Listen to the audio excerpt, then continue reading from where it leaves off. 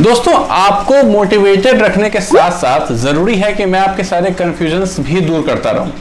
और आप लोग मुझसे लगातार बात करते रहते हो इंस्टाग्राम पे, वहां पे कई सारे कंफ्यूजन्स आप मुझसे पूछते रहते हो अपने, और उनमें से कई सारे ऐसे कंफ्यूजन होते हैं जिनको देख के मैं शॉक्ड हो जाता हूं। लिटरली मुझे लगता है यार ऐसा कंफ्यूजन भी किसी को हो सकता है, ऐसी परेशानी भी किसी को हो सकती है। उसी में से एक ऐसी परेशानी है दोस्तों जो कि आप लोगों में बहुत कॉमन है अभी भी। बहुत सारे खास तौर से वैसे बच्चे जो कि एवरेज या बिलो एवरेज खुद को मानते हैं, उनके साथ ये प्रॉब्लम बहुत ही ज्यादा प्रीवेलेंट है।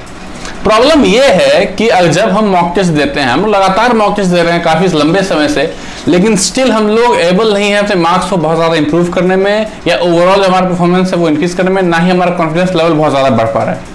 तो दोस्तों ऐसा क्यों होता है और क्या करें कि ये ठीक हो जाए, हमें पॉजिटिव रिजल्ट दिखे। और बिल्कुल क्लियर कट वीडियो है, बिल्कुल सॉर्टेड वीडियो है, बहुत अच्छा कंटेंट मैं बता रहा हूँ। अब बिल्कुल जेन्युइन तरीका मैं आपको बताऊंगा कि क्या आपको कैसे करना है ताकि आप इस चीज में खुद को इंप्रूव कर सके। बिना देर किए शुरू करते हैं इस प्यारे से वीडियो को। तो दोस्तों, बच्चे अक्सर कहते हैं कि सर हमने 100 से ज्यादा मॉक टेस्ट दे दिया है, पिछले 5-6 महीने से हम लोग प्रिपेयर कर रहे हैं, और जैसा कि आपने कहा था कि रेगुलरली मॉक्स देना पड़ेगा आपको, तो हम लोग दे रहे हैं पिछले 5-6 महीने से, शुरुआत से लेकर अभी तक लगातार दे रहे हैं। लेकिन शुरुआत में जब हमने टेस्ट दिया था तो हमें 70-80 मार्क्स आते थे। अभी जो हम लोग मॉक टेस्ट दे रहे हैं तो 100, 105, 110 उतना ही रह रहा है। हम लोग बहुत ज्यादा इंप्रूव नहीं कर पा रहे हैं, या फिर मतलब जितना से शुरू किया था उससे 20-25 नंबर ही ज्यादा हुआ है, बहुत ज्यादा इंप्रूवमेंट नहीं है। कुछ लोगों का तो उससे भी कम है। तो ऐसा क्यों होता है? तो दोस्तों मैं इसका हल बताऊं उससे पहले जरूरी है कि मैं आपके बारे में कुछ बात करूं कि आप मॉक टेस्ट कैसे देते हो।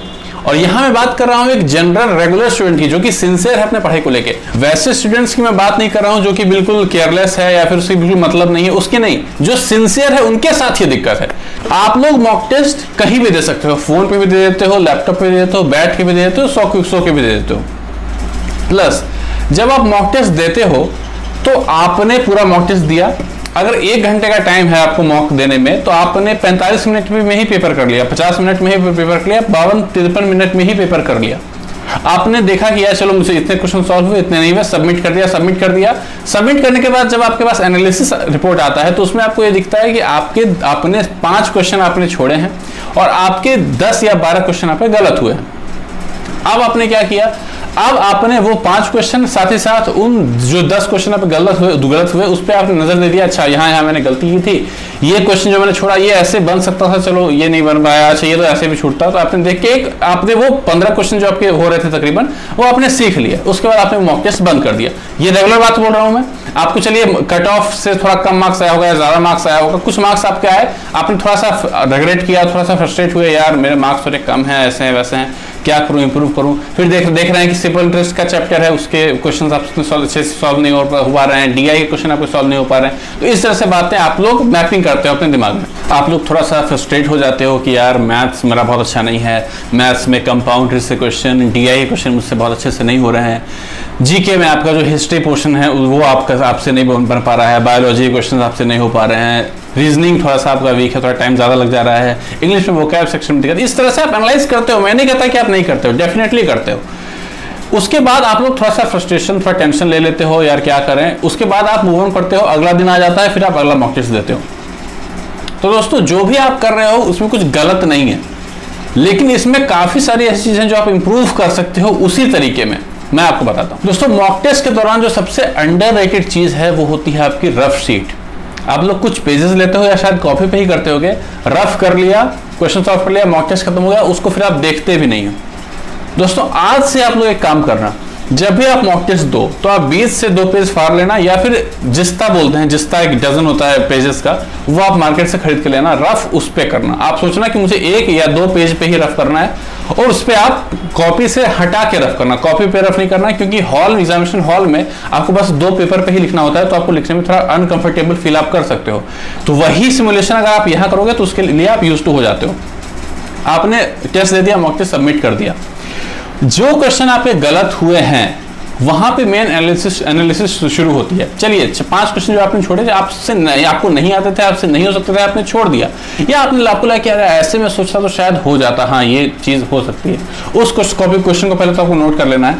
लेकिन मेन एनालिसिस होती है जो क्वेश्चन आपका गलत हुआ है, और वो एनालिसिस आपका जो रफ शीट है वही देता है। आपको ऐसा लगता है यार मैंने क्वेश्चन ये सॉल्व किया बट ये गलत कैसे हो गया, अच्छा यहाँ पे आंसर ये आना था बट ये आ गया। अब दोस्तों आपको जाना है रफ शीट पर, आपको देखना है कि कहां पे कैलकुलेशन थी और कहां पे मैंने क्या गलती की। 5 गुना 8 गुना 5 को ही मैं 13 तो मैंने नहीं लिख रहा हूँ।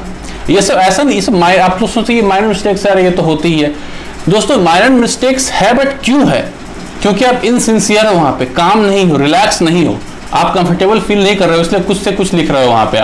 आपका दिमाग एक जगह पे नहीं है, आपका 100 जगह पे दिमाग जा रहा है कि मेरा सिलेक्शन नहीं हुआ तो क्या होगा, घर वाले क्या बोलेंगे, क्या मेरा मैथ्स कंप्लीट हो पाएगा नहीं, इंग्लिश कंप्लीट हो पाएगा कि नहीं, इस तरह की बातें आपकी चलती है। आपको पूरा फोकस उस क्वेश्चन पे नहीं है, उस कैलकुलेशन पे नहीं है। और ऑब्वियसली कैलकुलेशन को तो अपना दोस्त बनाना ही बनाना है, कैलकुलेशन को कभी भी इंटरनेट मत करना। आप लोग अब कैलकुलेशन का नाम मैंने लिया तो आप लोग क्या सोचोगे कि वैदिक मैथ्स पढ़ते हैं, कैलकुलेशन ट्रिक्स पढ़ते हैं। दोस्तों कैलकुलेशन ट्रिक से कितने क्वेश्चन सॉल्व हो गए? एक क्वेश्चन सॉल्व हो जाए, 2 क्वेश्चन सॉल्व हो जाए, लेकिन कैलकुलेशन अगर आपका अच्छा है तो 100 का 100 क्वेश्चन आपका अच्छे से सॉल्व होगा।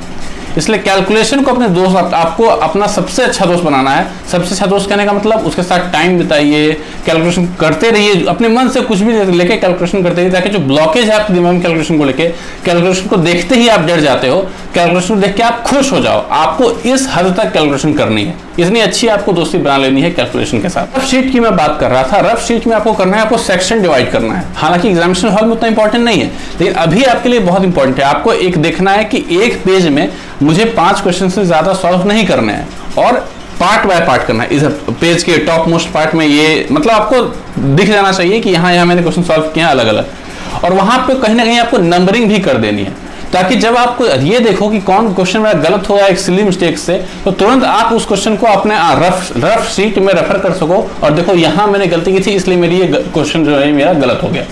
अब दोस्तों यहाँ पे स्किपिंग का भी एक बहुत बड़ा रोल होता है मार्क्स बढ़ाने के लिए। स्किपिंग के मैंने बहुत डिटेल वीडियो बना रखी है, डिस्क्रिप्शन में उसका लिंक है, वो चाहे तो आप देख सकते हो। जो पार्ट आपका वीक है, जिस चैप्टर से क्वेश्चन आपके सॉल्व नहीं हो पा रहे हैं, उसको ध्यान रखना है कि इस चैप्टर को मुझे पढ़ना है, इसको इंप्रूव करना है, इसका बेसिक्स मेरा क्लियर नहीं है। जरूरी नहीं कि अगले मॉक टेस्ट से पहले ही कंप्लीट करना है, नहीं, टाइम लो, कोई दिक्कत नहीं है। 2-3 मॉक्स में नंबर कमाए, कोई दिक्कत नहीं है, 4-5 दिन में कंप्लीट करो वो इशू नहीं है। नंबर बढ़ाना आपका टारगेट नहीं होना चाहिए। मॉक टेस्ट देने का मतलब ये नहीं है कि आपको नंबर बढ़ाना है, आपको अपनी कमियां ढूंढनी है, उस पर काम करना है, ये पर्पस होना चाहिए मॉक टेस्ट का। तो अगर आपसे कुछ क्वेश्चन नहीं सॉल्व होते हैं, आपको कोई क्वेश्चन आपको ये समझ में आता है कि अच्छा ये चैप्टर लगता है मेरा टफ है, तो ये खुशी की बात है कि आपको अपनी कमियां दिख रही है, आप उसको काम करना है। जरूरी नहीं कि अगले मॉक टेस्ट के पहले ही करो कि अगले अच्छा इसमें मेरा कम आया है, अगले में ज्यादा लाना है, ऐसे सोच के नहीं करना है। वो ग्रेजुअली होता है, एक दिन में आप तुरंत तैयार नहीं हो जाते हो, आपको टाइम देना पड़ता है। आखिर में मैं यही कहना चाहूंगा कि अगर आपको ऐसा लगता है कि आपका बेस बहुत ही वीक है, आपको बहुत कम चीजें आती हैं, बहुत चीजें आपको नहीं आती हैं, लेकिन सर ने क्या कहा है कि मुझे डेली एक मॉक देना है तो आप देते जा रहे हो, तो ये गलत चीज है। अभी फिलहाल ऐसा मत करो, आपको थोड़ा टाइम देना पड़ेगा खुद को। पहले आप नॉलेज गेन कर लो। अब ऐसा नहीं 25 क्वेश्चन में से 10 बार मतलब 15-20 क्वेश्चन आपसे सॉल्व 15-18 क्वेश्चन सॉल्व नहीं हो पा रहे हैं, इसलिए आप मॉक दे रहे हो, उससे फायदा नहीं होगा। आपको एक डिसेंट अमाउंट ऑफ नॉलेज पहले गेन कर लेनी है, उसके बाद आप मॉक टेस्ट देना स्टार्ट करो। एक बेसिक्स आपका तैयार हो जाना चाहिए, हर चैप्टर में आपको नॉलेज होना चाहिए। हाँ, इस चैप्टर का मुझे आइडिया है, खासतौर से मैथ्स में। बाकी जीके है वो तो ओवर द प्रोसेस, वो तो लर्निंग नहीं है, वो एक प्रोसेस है जो कि आपको धीरे धीरे करते जाना है, होते रहेगा साइड से वो। लेकिन रीजनिंग हो गया, इंग्लिश हो गया, मैथ्स में, इन सब में है कि आपको एक बेसिक्स डेवलप करके मॉक देना स्टार्ट करना है। तो और लास्ट में एक बात और कि मॉक टेस्ट देते रहिए, चाहे आप 100 मॉक टेस्ट दे रखा है, 150 मॉक टेस्ट दे रखा है। बहुत बच्चे लोगों ने ये कहा मुझे कि 100 मॉक टेस्ट हमने दे दिया सर, लेकिन फिर भी मार्क्स नहीं बढ़े। तो मैंने कहा यार 100 मॉक्स आपने लाए कहाँ से, आप कहाँ से ढूंढ के लाए? तो उन्होंने कहा कि सर देखिए मैंने आपसे कभी नहीं पूछा है कि बेस्ट मॉक कौन सा है, क्योंकि मैंने शायद ही कोई ऐसा वेबसाइट होगा जिसमें मैंने मॉक नहीं दिया है, तो मुझे सबका आइडिया हो सकता है, तो मैं ही आपको बता सकता हूँ। तो ऐसी हालत होती है दोस्तों। इतना मॉक आप लोग दे रहे हो, स्टिल मैं कहूँगा मॉक्स देते रहिए, और उसके साथ साथ आपका पर्पस होना चाहिए मार्क्स बढ़ाना नहीं, अपने नॉलेज को इंक्रीज करना। आप ये मत देखो मेरे मॉक्स में मार्क्स नहीं बढ़े, आप ये देखो क्या मैंने 100 मॉक्स दिए, क्या मेरा नॉलेज कुछ बढ़ा है, क्या मेरे जो नोटबुक जिस नोटबुक में मैं क्वेश्चन नोट करता हूँ उसमें कलेक्शन बढ़ा है, क्या वो सारे क्वेश्चन मुझे क्लियर हैं। तो दोस्तों इस तरह से होता है एनालिसिस, ये वे है। और एक बात और कि कभी भी आप सो के मत देना, कभी जमीन में बैठ के मत देना, टेबल और चेयर पे ही आपको मॉक्स देने हैं।